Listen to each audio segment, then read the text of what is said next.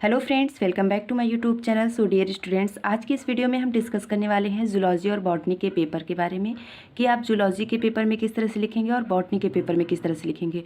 सबसे पहले मैं आपको बताना चाहूँगी कि अगर आप जूलॉजी या बॉटनी के स्टूडेंट हैं, यानी कि आप बीएससी कर रहे हैं, तो बीएससी फर्स्ट ईयर में आपको तो ज़्यादा नंबर मिलेगा और कौन सी गलतियाँ आपको नहीं करनी है। फर्स्ट है कलरफुल पेन। अगर आप जब भी पेपर देने जा रहे हैं तो जूलॉजी बॉटनी है तो कलरफुल पेन ज़रूर रखिए, क्योंकि यहाँ पे आपके लिए कलरफुल पेन इसलिए ज़रूरी है, आपको बहुत सारे डायग्राम बनाने होते हैं। और आपको यहाँ पे एक चीज़ ध्यान में रखना है कि आपको जो रेड पेन पेन तो सारे लेके जाएंगे, लेकिन आपको उसमें से रेड पेन का यूज़ नहीं करना है। आप अदरवाइज़ सारे पेन के यूज़ कर सकते हैं।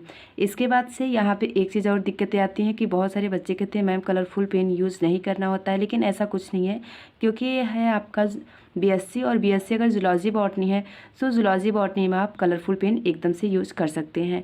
इसके बाद से नेक्स्ट है शॉर्ट क्वेश्चन।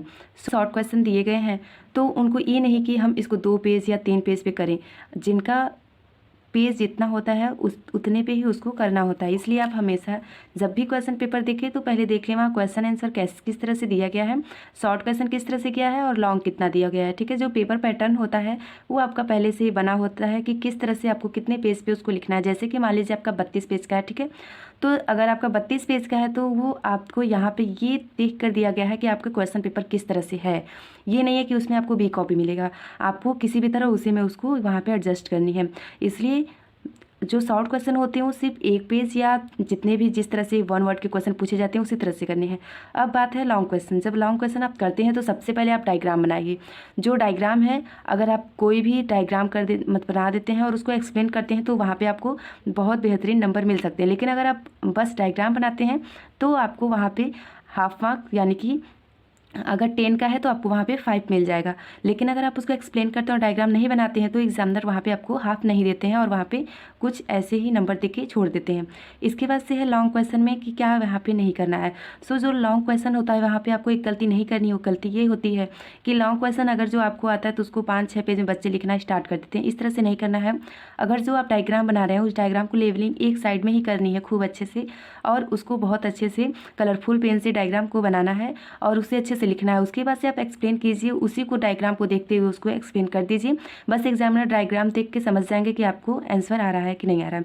उसके बाद से बी कॉपी है या नहीं, तो मैंने पहले ही बता दिया, अगर आपके 32 पेज के कॉपी मिल रहे हैं तो कभी भी बीएससी में आपको जो आपके बी सी कॉपी होती है ये नहीं मिलते हैं। क्यों नहीं मिलते हैं? क्योंकि जो एग्ज़ाम पैटर्न है वो पेपर देख के बनाया जाता है कि आपको किस तरह से क्वेश्चन दिया गया है और आपको किस तरह उसमें लिखने हैं। यानी कि यहाँ पे जो पेपर पैटर्न है वो पहले से ही क्वेश्चन इस तरह से दिया जाता है कि कौन से क्वेश्चन को कितने पेज में लिखने हैं और शॉर्ट क्वेश्चन है उनको कैसे लिखने हैं। इसके बाद से एक है लाइफ साइकिल। जो बॉटनी या जूलॉजी के स्टूडेंट होंगे उनको पता होगा लाइफ साइकिल क्या होता है।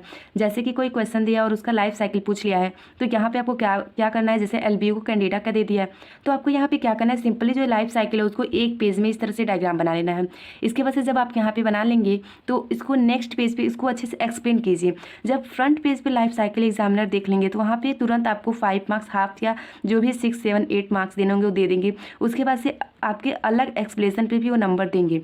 इस तरह से आपको बहुत यहाँ पे फुल में मैक्सिमम 8 या 9 मार्क्स इजी में मिल जाएंगे। इस तरह से अगर आप करते हैं तो बीएससी में आपके बहुत अच्छे मार्क्स ज़रूर आएंगे। लास्ट क्वेश्चन है, बहुत सारे बच्चे पूछते हैं कि क्या हमें इंग्लिश में लिखने चाहिए या यहाँ पे हिंदी में लिखने चाहिए। तो जो आपका बीएससी फर्स्ट ईयर होता है आप थोड़े बहुत यहाँ पे हिंदी लिख सकते हैं, कोई मायने नहीं रखता है, लेकिन इससे आपकी जो परसेंटेज है उन पर प्रभाव पड़ता है। क्यों पड़ता है? क्योंकि हिंदी बीएससी में यहाँ पे नहीं है। आपको कुछ भी हो यहाँ पे इंग्लिश में ही लिखना है। हिंदी फर्स्ट ईयर में थोड़ा बहुत लिख सकते हैं, सेकेंड ईयर और थर्ड ईयर में हिंदी एकदम लिखना अनिवार्य है, मतलब एकदम आप नहीं लिख सकते वहाँ पे। इसके बाद से है, आपको मैं थोड़ा सा पैटर्न दिखाती हूँ कि आप किस तरह से यहाँ पे आसानी से लिख सकते हैं। यहाँ पे मैं आपको कुछ लिख के बता रही हूँ, देखिए। जैसे कि अगर आपसे पूछ लिया कि एस्टरेसी फैमिली को यहाँ पे आपको बताना है तो सबसे पहले आप साइलेंट फीचर बताएंगे कि एस्टरेसी फैमिली जो है उसका साइलेंट फीचर क्या है, क्योंकि एस्टरेसी फैमिली जो है लार्जेस्ट फैमिली है, ठीक है, एंजियोस्पर्म का। और यहाँ पे इसके बहुत सारे जेनरा पाए जाते हैं। इसके बाद से यहाँ इसकी हैबिट्स बताएंगे, रूट्स बताएंगे, लीफ बताएंगे, इन्फ्लोरेसेंस बताएंगे, फ्लावर बताएंगे, डिस्क फ्लोरेट में कुछ डायग्राम वगैरह बताएंगे, calyx Corolla, androecium, gynoecium, fruit, floral formula, जो रे फ्लोरेट, कैलिक्स क्रोला, ये सारी चीज़ आपको यहाँ पे बताना है कि किस तरह से पेपर में लिखना होता है। ये सारी चीज़ें बहुत ही आवश्यक है। अगर आप इस तरह से लिखते हैं तो एग्जामिनर आपको बहुत ज़्यादा मार्क्स ज़रूर देगा।